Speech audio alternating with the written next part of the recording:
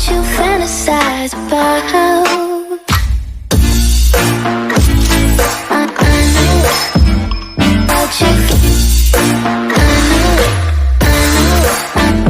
know what you The hills are alive with the sound of engines. It's race day at the Austrian Grand Prix. Hey, what's up guys, Aaron here, and welcome back to another F1 2020 race gameplay video, the third and final one from this build of F1 2020. We've got a 25% race around the Austrian Grand Prix, driving as Verstappen in his Red Bull racing car. I thought it'd be quite fitting to have one of these gameplay videos be at Austria, considering that in real life, when the 2020 season does begin in July, we're going to be going to Austria for two back-to-back races, so I thought it'd be quite cool to do a race around here on the game. Obviously, in-game, in career mode, the actual first round will still be Australia as it was meant to be before everything obviously happened in the world. But mentioning the two races we've already done, of course, we did one video at Hanoi with Hamilton, and then we did Leclerc at Monaco, and also yesterday uploaded a full video kind of going through the full reveal of F1 2020 My Team career mode, the creator team career mode in the game. So if you guys did miss that video, be sure to go check that one out. Annotation in the top right, or you can just click my channel page there. They'll be all there for you. But massive thank you for the support on all those videos so far, and hopefully we can have the same for this final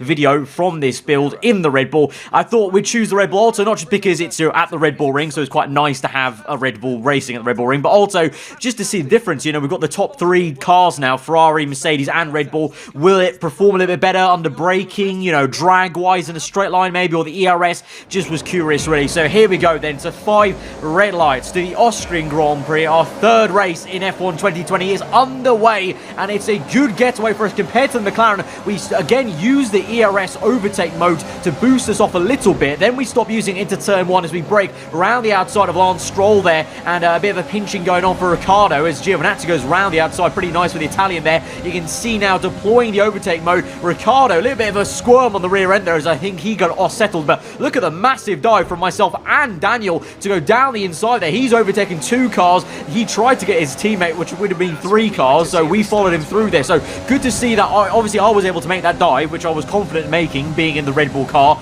you know, one of the top 3 teams. You'd kind of say I can make my way through from P13, but to see that Ricciardo followed me through and covered me off, and also went for a move himself on his teammate Ocon, was really decent to see there. So as ever, the AI seem that a bit more aggressive than they were last year. Every year we see that pattern of them getting more and more feisty, which I love to see, because obviously you want to see them fight back. But here is a real nice segment there, coming off that right-hander, using overtake mode for a split second off the corner mid-apex. Really allowed me to get a great boost on Ricciardo and overtake him there, and so we're up into P8, but now I run out of the deployment there as we enter the next lap on the lap number 2. Plenty of traffic up ahead. We try and have a look around the outside of Ocon, but instead he actually has a little look on Albon that kind of slows us both down. We go for the switchback move from left to right. We get him up into P7, but then he starts coming back at us. Even with the overtake mode used momentarily there, he was able to overtake me, or attempt to try and overtake me in a straight line. So I was a little bit surprising. I wasn't quite ready for the Renault cars to come back at me that way. Albon's been squeezed out by Leclerc meanwhile, so we have a little look at him, but in the end it won't kind of come out to anything because he cuts across us. We can't really make a move. We're going to have a half-hearted attempt round the outside, but Albon's going to get the elbows out and squeeze me out so much so that we get a poor exit, and Ocon is able to go down on the right and re-overtake me. So I was very surprised at that. Not surprised that Albon's squeezing me out. I kind of expected that in a way, but the fact that Ocon was able to kind of undercut me there on the right-hand side and get me back, and was actually looking pretty quick. I mean, both Renaults have been attacking me from the get-go. Ever since I overtook Ricciardo and Ocon, they've just been coming back at me, and I realised actually my engine temps were quite high here. So like we've been doing a lot of the time on the previous game, going down to lean mixture to try and cool down the engine whilst we're in this hot turbulent air, which is fair enough, but it felt like to me that the Red Bull, the Honda engine, was overheating a little bit quicker than I ever realised it was in the Mercedes car with the Hamilton Hanoi gameplay. I don't know if that's just because I'm in the thick of it a lot more in this race, I will admit,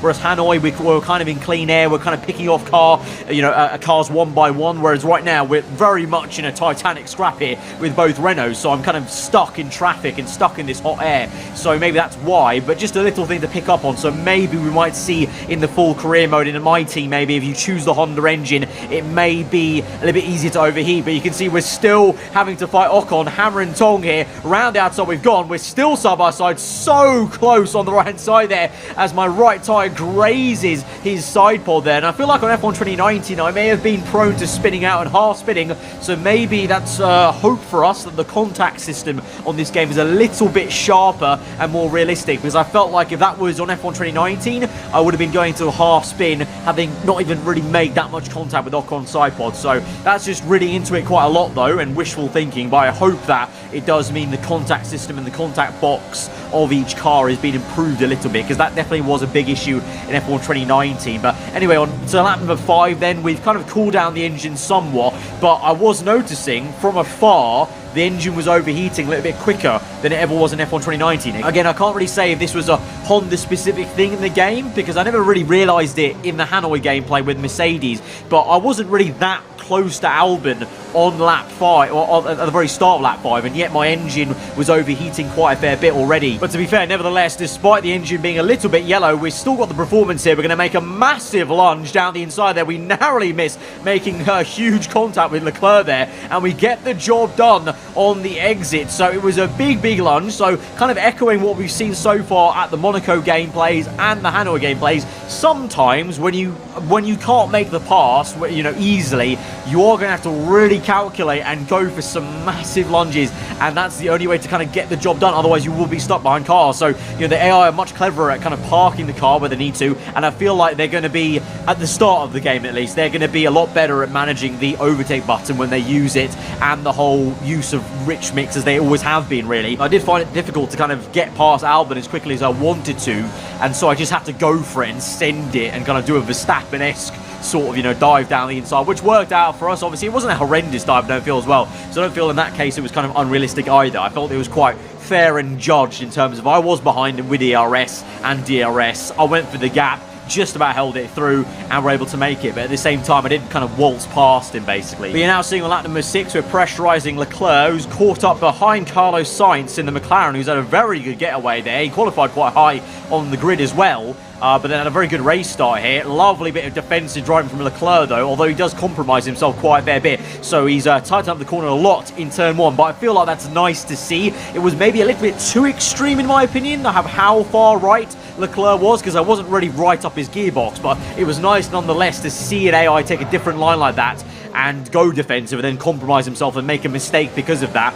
And so that's a little bit more natural, you know, an AI making a mistake like a player would, of maybe going too defensive, tightening up the corner. And so with that, instead we left it till just as we entered sector 2 to make the move on the Ferrari on the outside, and also the McLaren. The McLaren we got in a straight line though, using ERS and DRS as well on that straight, so that decent overtake for us. But the one on the Ferrari was pretty damn nice. We had to go on the curb. There was a moment where the game did have a little bit of a weird moment where it kind of glitched a tiny bit for 1 split second, but of course remember this is work in progress, so it might be ironed out by the time we get to the full game. Of course I don't really read too much into that, and the same thing with the AI, obviously. Like I said, with the Leclerc behaviour, the way he aggressively moved to the inside, that's something they may still be tweaking until the final release. But to be fair, I felt it was quite positive overall that he was making those differences of racing lines, and we saw that in the gameplay of Hanoi and Monaco, that the AI were much better at moving around and kind of parking their car quite strategically where they needed to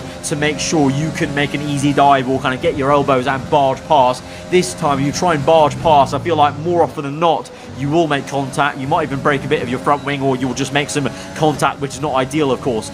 So we then move on to lap number 9. Hamilton going a little bit slow here. He's lost pace to his teammate Bottas and Sebastian Vettel. So now we go for the move here, and we're going to make a textbook switchback. Lovely stuff. That is, if you looked up a switchback in a dictionary, that is what you'd get there. We absolutely minced him on the exit, got the car straight up faster, and we're up into P3 now, and we can push away in the clean air to try and catch up to Sebastian Vettel and Bottas here. So I don't know if Hamilton's AI had some major tyre wear compared to Bottas, but he was majorly slow compared to Valtteri and also Sebastian Vettel. And in clean air we pushed away quite nicely, and so now we're on lap number 10. We're on P2 now because Vettel's already made his pit stop.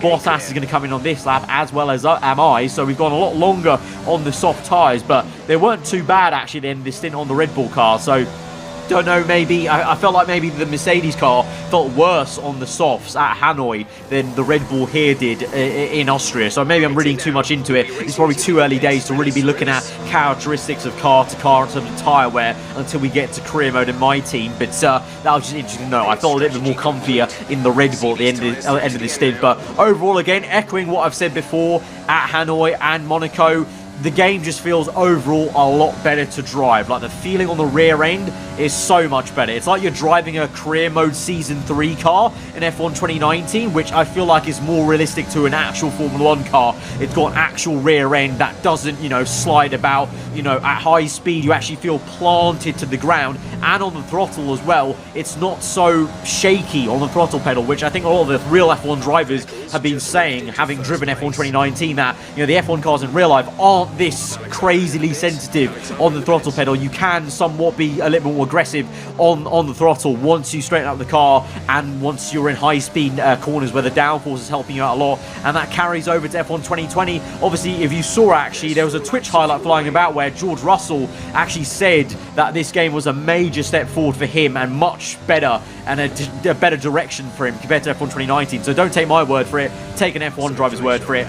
But now you'll be able to hear just in the background there, my engineers told me that Sebastian Vettel has an issue with his car. So this is where things get interesting. We've got 4 laps left of this Grand Prix, and now I'm sniffing a very poetic victory in the Red Bull car at the Red Bull Ring, because Bottas will catch Vettel, but Vettel will slow down Bottas, and we're gaining on both of them here. The Red Bull car, surprise, surprise, is going well at Austria, as it kind of should do if you look at real-world characteristics of this car and this track. But here goes then Valtteri Bottas going for the move down the inside. Vettel, bit of a pinch there from Sebastian, so a bit of a massive wobble there for Bottas. But it was good to see that Vettel, despite having some sort of mechanical issue, he was still holding up Bottas and putting up more of a fight than I feel like they would have done on F1 2019. So that allowed us to close up even more so, and so now we're in a decent hot seat. We've got an okay amount of ERS to use for overtake mode. We've got some fuel to use, and so we close up to Sebastian Vettel now. Go for a move to the inside here, but even with a mechanical issue, we're still not quick enough to overtake him just with rich mix and DRS, so we have to make a dive down the inside there,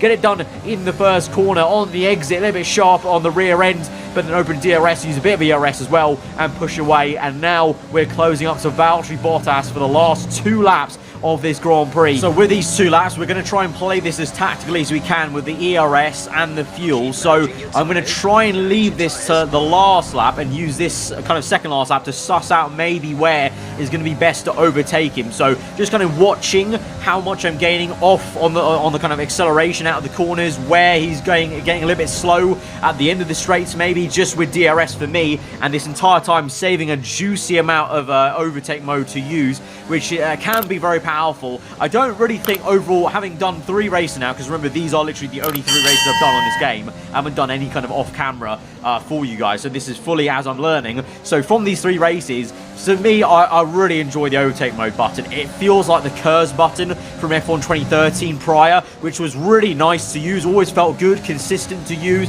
and this doesn't feel too overpowered. It feels quite measured, you know. I can use it, yes, to power past someone quite easily, but then I'm going to have to pay for it later on in the race, in the next lap straight away, by saving the ERS back. So you do have to play it tactical, and if you abuse it too much, then you will pay the price. But at the same time, if you are tactical about it and you're clever about it, you can have enough to power pass, and that's what we're going to hopefully do. You can see going a little bit wide here and there, so excuse the kind of off tracks a little bit here as we extend the circuit a little bit, pushing as hard as I can to try and catch up to Bottas here on the last lap. Then DRS open, ERS used with rich mix, and we're going to gain a decent amount of time on this straight now to set ourselves up for a move on this second straight. Purple in the first sector. He holds us up a little bit mid-apex there, I can't lie there, so that was a little bit of a cheeky brake check maybe from Bottas. But here we go, rich mix, overtake mode on the ERS there, DRS as well. He's going to go defensive to the inside. Bit of a nice wobble from Bottas as he jockeys for position and tries to control the car. We're on the outside, planting the power down on the right-hand side of our foot